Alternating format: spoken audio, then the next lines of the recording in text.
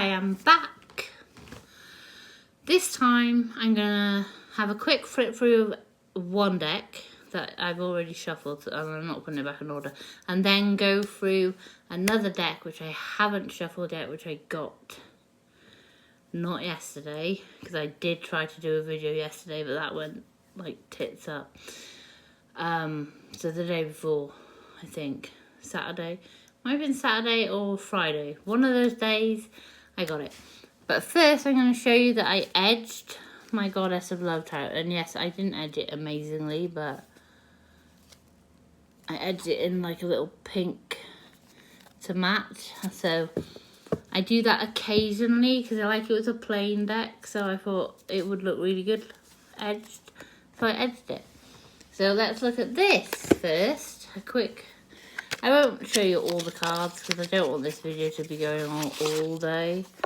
I threw the little white book in a drawer because it's not like it's really got anything special in it. This deck I had wanted it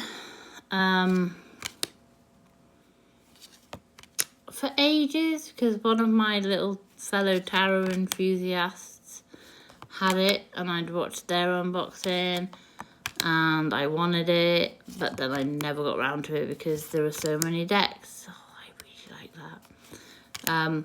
But now I have it, and I'm going to use it mainly for spirit work, like I would use the Relative Tarot, especially while I'm waiting to like get the Beloved Dead Oracle, which I'm going to get at some point. But yeah, it's quite surreal, and I did a reading with it last night and it was epic. So yeah, this is a really nice deck. But it's been out for ages, so it's not really like anyone hasn't seen it. So yeah. So right, to the main event. This is an indie deck, I think, because you can only get it on Etsy or Kickstarter. And I thought at first maybe I'd bought a very well done bootleg, but it isn't, because it's too well made. Like I've bought bootlegs by accident before and they're absolutely shit. Excuse me, I had to have a sip of my water. So the only problem I have with this deck is what is written on the back. And not all of it, just part of it. So it says, the wise sea witch is a character from Hans Christian Andersen's fairy tale. As you remember, it is she who saves the little mermaid from trouble and warned her against dangers. No, it isn't. The sea witch didn't save anybody. The sea witch is a bitch. That is it. But it does say, now the sea witch is reborn and has gone ashore to earth. On the land, she is blind and has to hide her hair, accustomed to sea salt water. I don't know why you'd have to do that, but whatever. And the depths of the sea, but she still knows everything, and even more so. So I can get with her being reborn as a better not human, but as a better creature, as a better soul. But be honest about the fact that she was a bitch. Like, she wasn't nice. In the Disney fluffy version of The Little Mermaid, she wasn't nice. But in Hans Christian Andersen's version, she definitely wasn't nice.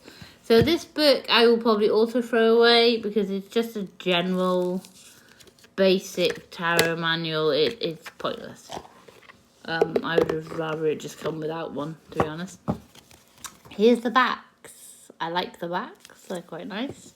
I don't know if I'm going to edge this or not. The blue shade, I don't know if I have a pen quite that colour, but I could get one. A thing I do like about this deck is every single card the sea witch is in.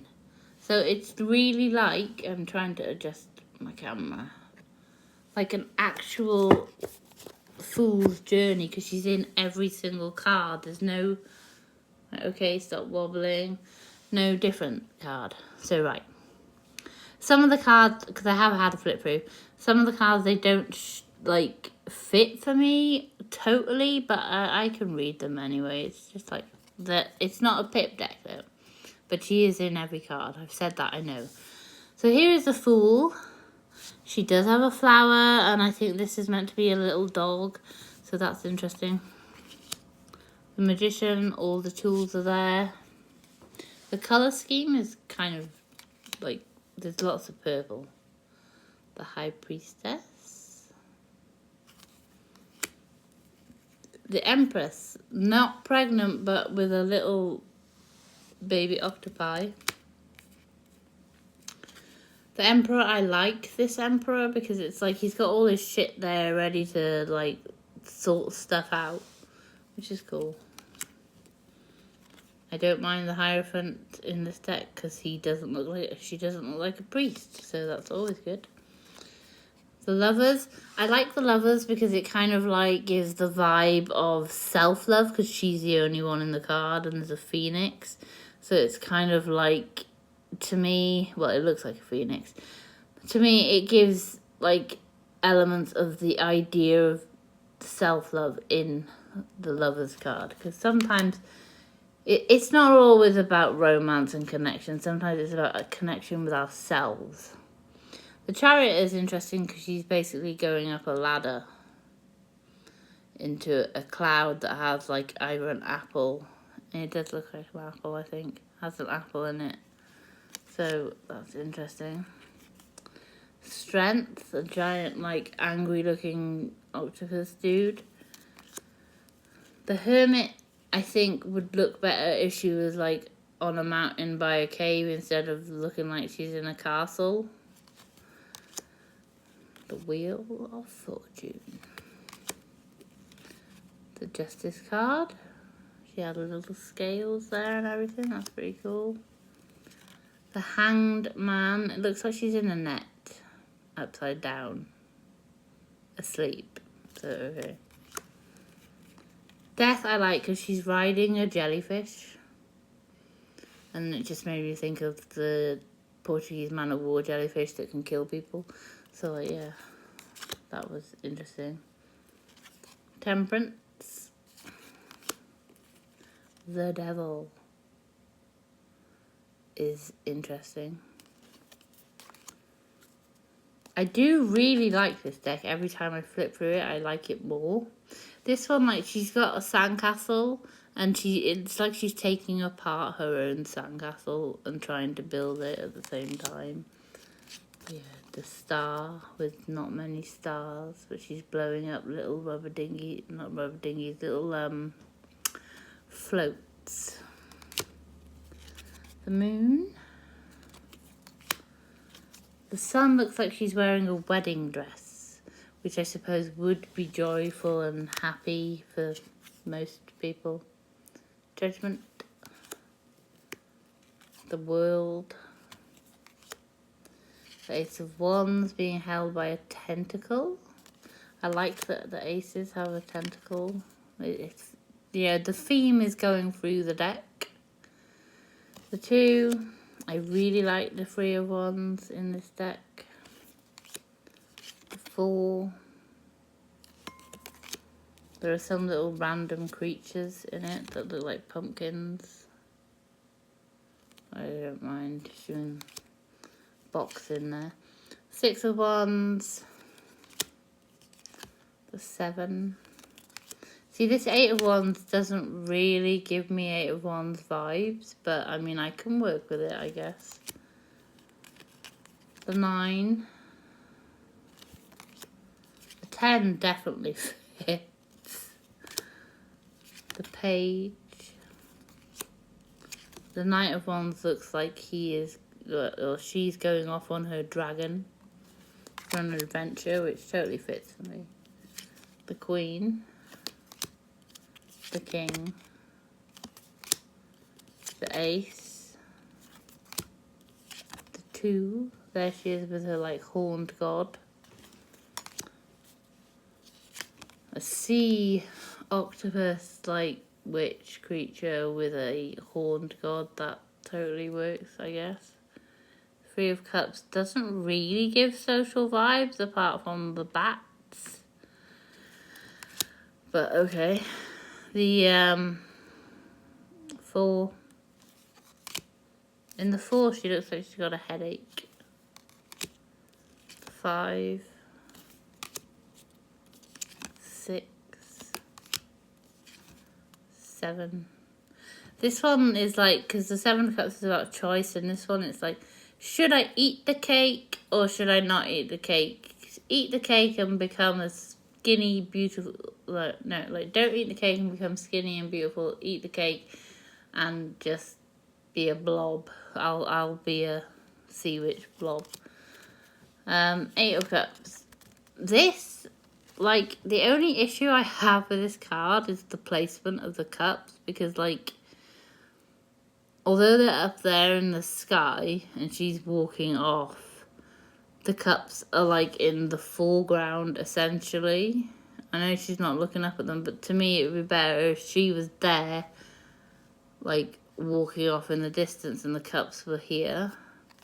But that's personal preference, I guess, with tarot. 9 of Cups.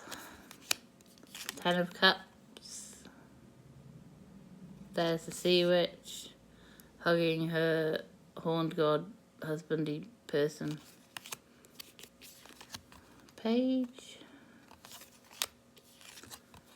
The Knight. The Queen.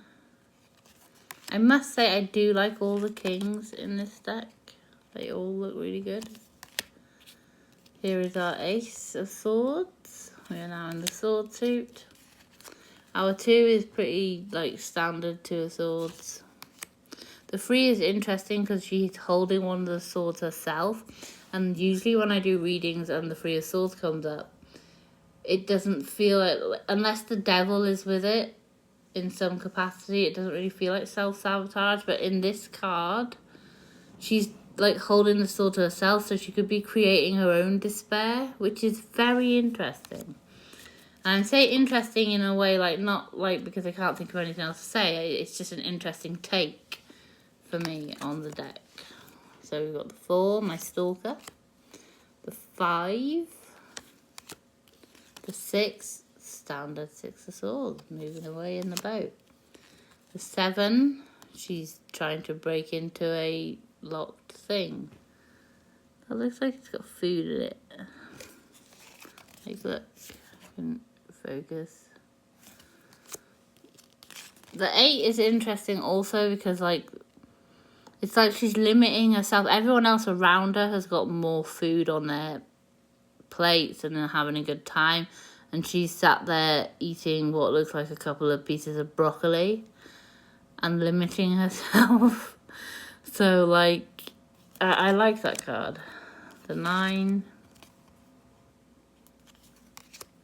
The 10. Again, there's the ideas of self-sabotage in this card. Or embracing the destruction. Which, in a way, like, if you, like with the tower, if you just take what's happening and then fucking move on from it. And excuse my swear word, but, like, yeah, it happened. Page. The Knight. The Queen. The King. Again, a nice king. I like this king. So we're in our final suit now, so you won't have to put it over me for much longer. The Ace. The 2, I like the swing, like balance. That's pretty cool. The 3 of Pentacles. The 4 of Pentacles. The 5 I like because, like, the Pentacles are up here, and this shelving set looks so close together and like solid wood that she could climb up it to get to the Pentacles, which makes you think of, like, if you can get the help if you just ask for it. That it does give that, like, if she wants the Pentacles, she needs to climb or ask for assistance. The 6, it's like she's feeding people. Well, not people, little creatures. The 7, there is the growth there with the watering the flowers. The 8, I'm not sure what's going on in this card. Like she's making them little headdresses. So I guess that's hard work. The 9. The 10, there she is in her home with her and the hunter. Happy ever after. The page.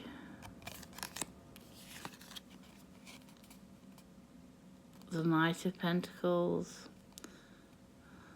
It's a weird knight, but like I know the Knight of Pentacles. The Queen. And another pretty cool king. So that was that. I'm going to shuffle it in a bit and like pull some cards from it. But I do really like it. It's just I don't like some of the like the bit on the back. I'm just a bit of a geek. So yeah. Anyway, if you have managed to watch this all the way through, thank you very much. And like the video, because you know that helps me feel slightly appreciated, even though I ramble on a bit and swear occasionally. So yeah, thanks. Bye.